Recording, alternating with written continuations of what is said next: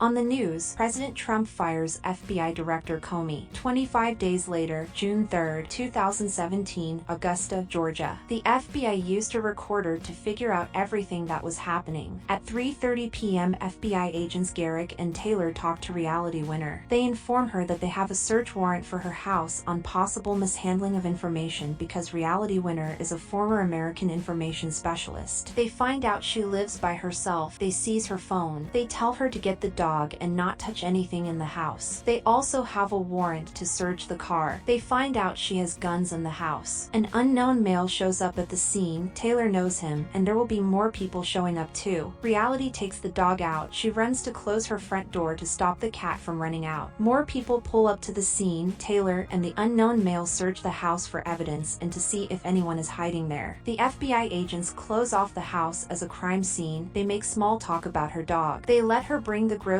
to the fridge at 3:50 p.m. They take photos of her at the location like in the real scene. Garrick distracts Reality while the FBI agents quickly get into her house. Garrick wants to talk in a place more secluded. She suggests the back of her house has an extra bedroom, but they continue talking outside. They ask to unlock her phone, but she isn't allowed to see the phone and they haven't shown her the warrant yet. They hear laughter and walk back to the front of the house. She prefers to do powerlifting rather than crossfitting. She hurt her back with power cleans. Garrick talks about breaking his hand doing box jumps. She asks about her phone because she needs music for the yoga class, but they will discuss everything once they talk in the back room. They walk into the house at 4:07 p.m., 37 minutes into the recording. The FBI take photos of her things. They look through books. Reality wants to get the cat on a leash. They let her get her cat on a leash at 4:12 p.m. They go into the back room and Taylor looks through the windows. Garrick explains that they have a search warrant and that if she is willing they can explain what got them there. They ask her questions and find out she works as a linguist. They show her the search warrant for her house, car, and person. The FBI continued taking photos of her pictures and her notebooks. They take her phones and laptop. Her mishap was that she had printed a classified email and went to a Starbucks. When she came back, people had gone through it and she translates classified documents. She doesn't know why the report was filed. She holds top secret SCI clearance, which she had since January 2013. She got her clearance renewed after leaving the Air Force. The only violation she knows of is the PKI Starbucks situation. She talks about how she used colorful paper after the PKI. She never let anything outside the building. They find she hasn't emailed, filed, or sent files out. They question her about giving out files to a person outside of the US without security clearance. She declines again. She never discussed anything classified out of work. She had an issue once. She was coming back home from a concert at 3 a.m. and a guy was standing on the street. She couldn't fall asleep all night. Luckily, she had a Glock. She talks about people mowing her lawn and asking for compensation, but she was in Belize. She had a weekend away. Reality left to go see the Mayan pyramids, and she decided to do it for 3 days. By herself, she went on a few tours, an Altan Ha tour, and the second she went on a tour to the pyramids. She explains that she didn't print out stuff beyond Iranian issues. Garrick explains that they have information on what she printed out, and it is more than what she said. Taylor admits both of them know that they are not telling the full truth because telling life to an FBI agent is a bad idea.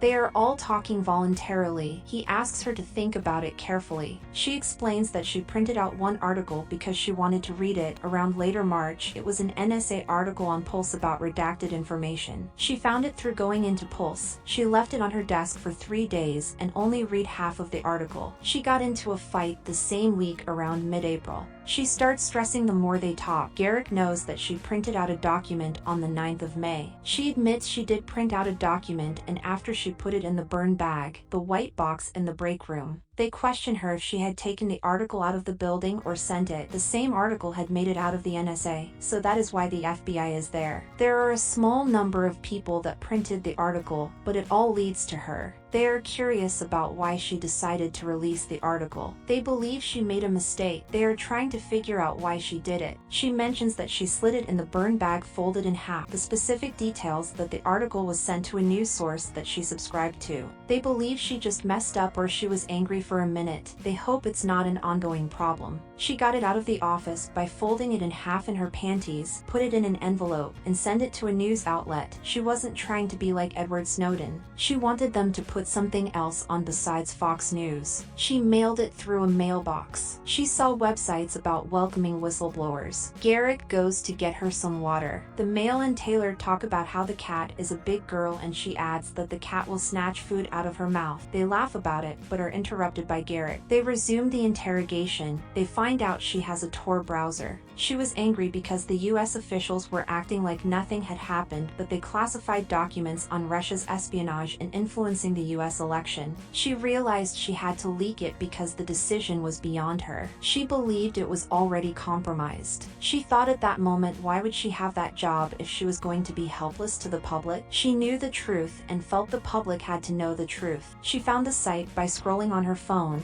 She got the envelope through the boxes of envelopes she had in her car. The stamps, she had a couple of stamps in her glove box. She starts to zone out. She doesn't know if she is going to jail that day. They turn off the recording. Reality goes outside to see her dog one last time. She is arrested. She said that the FBI just wanted to know why she did it. The news stations report on the leak. Some stood with Reality because the public deserved to know the truth, and they gave her the longest sentence to deter people from whistleblowing. Thank you for watching. Consider subscribing.